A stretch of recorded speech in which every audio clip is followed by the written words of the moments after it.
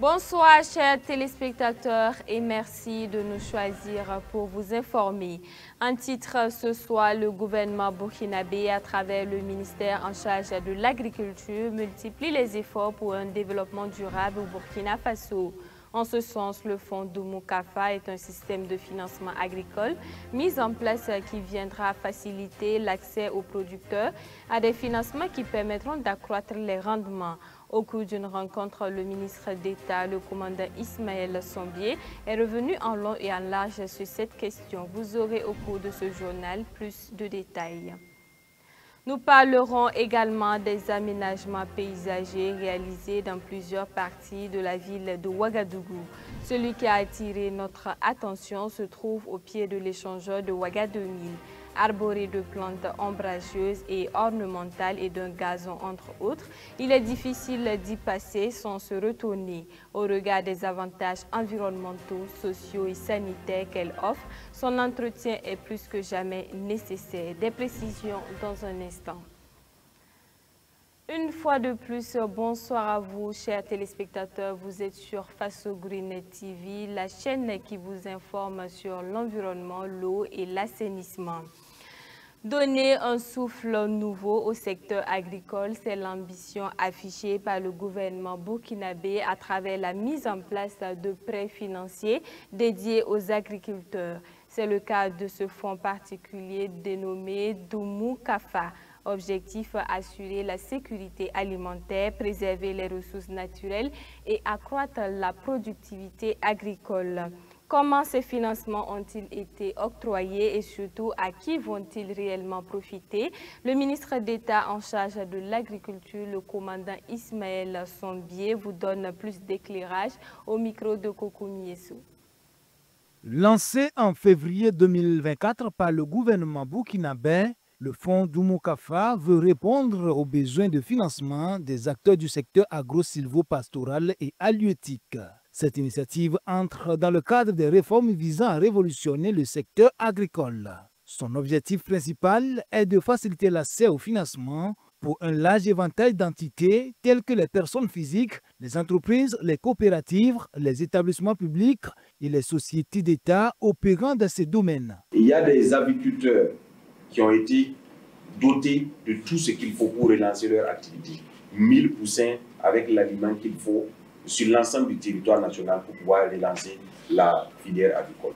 Il y a la question également de la conservation et le dépouillement du poisson. Je parlais tantôt de la surgélation avec le CADIP, c'est près de 900 millions et ça vise à remettre en place l'unité de surgélation et tout le dispositif qui va avec pour faire en sorte que notre poisson, une fois qu'il est pêché au niveau des différents barrages, puisse être conditionné et surgelé et emballé comme les poissons importés arrivent ici dans les cartons, que ça puisse être bien fait avec un label précis pour favoriser sa commercialisation et sa conservation sur de longues périodes.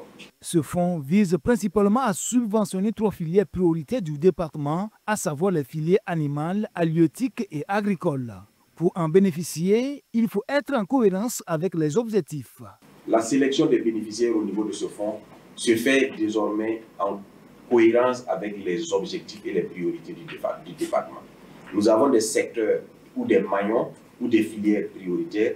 L'action du fonds Doumou-Kafa s'inscrit dans le cadre de l'accompagnement, soit par la production, soit par la transformation, soit par le soutien à la commercialisation de l'ensemble des initiatives qui s'inscrivent dans le cadre de ces filières qui sont aujourd'hui classées comme filières prioritaires du département. Contrairement à d'autres structures financières où le remboursement devient souvent problématique, après l'octroi des prêts, Ismaël Sombier affirme qu'en ce qui concerne le fonds Doumou-Kafa, pas d'inquiétude. Il n'est plus question, comme cela se faisait de par le passé, au niveau du fonds de développement de l'élevage ou d'autres fonds qui ont existé sur le territoire national, que vous prenez l'argent et que vous ne remboursez pas. Au niveau du fonds Doumou-Kafa, nous avons mis tolérance 0 pour ça. Si vous prenez de l'argent, vous allez rembourser dans les conditions qui ont été fixées au moment où vous prenez de l'argent. La plupart des différents fonds n'ont pas survécu à cause de ce taux de remboursement qui est très faible. Et nous avons veillé à ce qu'au niveau du fonds Doumou-Kafa, cette réalité ne puisse pas nous rattraper et faire en sorte que le fonds soit pérennisé à travers le garantissement des remboursements et à travers le suivi régulier des investissements ou des accompagnements qui se font. Ce fonds ambitionne de soutenir la production agro-silvopastorale, promouvoir la souveraineté alimentaire et dynamiser l'économie rurale en facilitant l'obtention de crédits à des taux concurrentiels pour favoriser l'emploi et la durabilité des entreprises de transformation. Il propose des prêts allant de 100 000 à 500 millions de francs CFA avec un faible taux d'intérêt annuel de 5%. Les acteurs locaux trouvent cette initiative comme un véritable soutien face aux défis traditionnels d'accès au financement dans ces domaines, offrant des conditions flexibles, adaptées aux particularités saisonnières et aux risques des activités concernées. Je vous le disais en titre, l'échangeur de Ouagadougou a bénéficié d'un aménagement paysager qui ne passe pas du tout inaperçu. Une initiative saluée par les usagers comptant de l'embellissement de ce cadre urbain.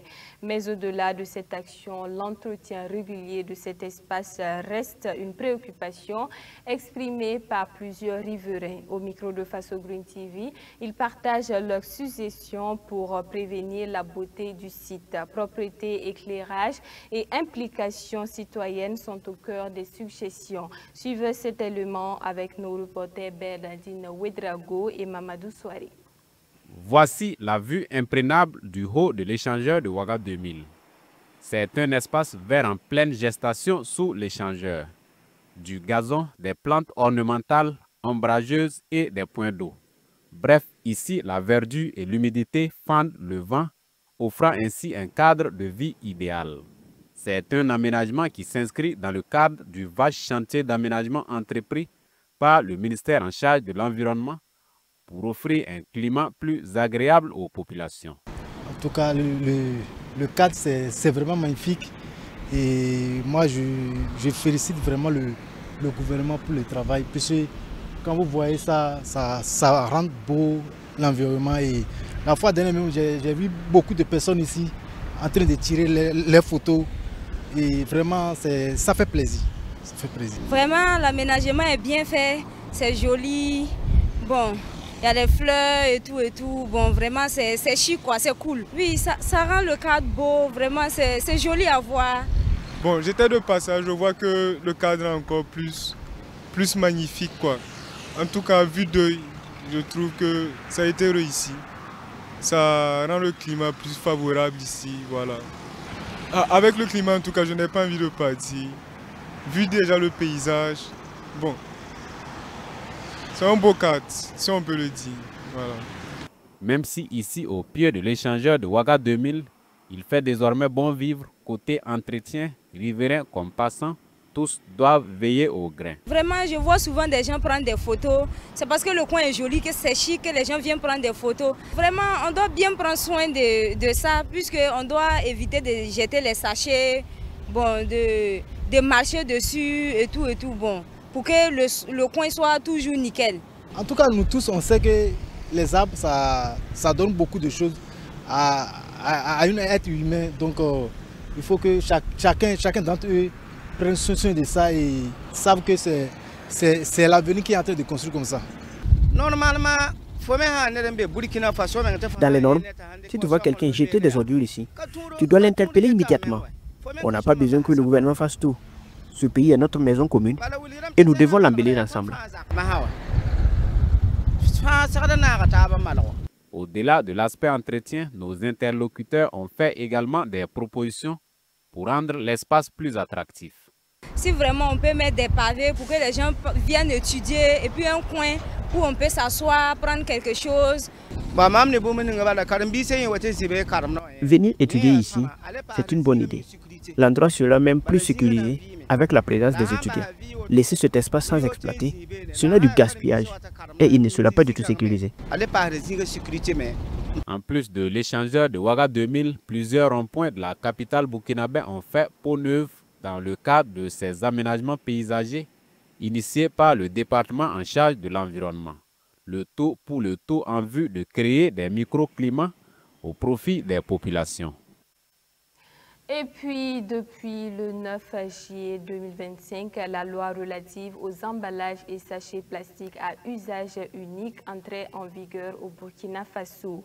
Dans ce sens, le ministère de l'Environnement, de l'Eau et de l'Assainissement rappelle aussi l'interdiction d'utiliser les kits plastiques à usage unique, notamment lors des pauses café et des déjeuners dans les structures publiques. Que pensent les restaurateurs à ce sujet et quelle alternative la Direction générale de la préservation de l'environnement propose-t-elle?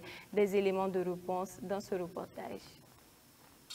Ramata Kwanda est une restauratrice depuis maintenant une dizaine d'années. Pendant tout ce temps, elle a toujours utilisé les sachets plastiques et kits jetables pour servir ses clients.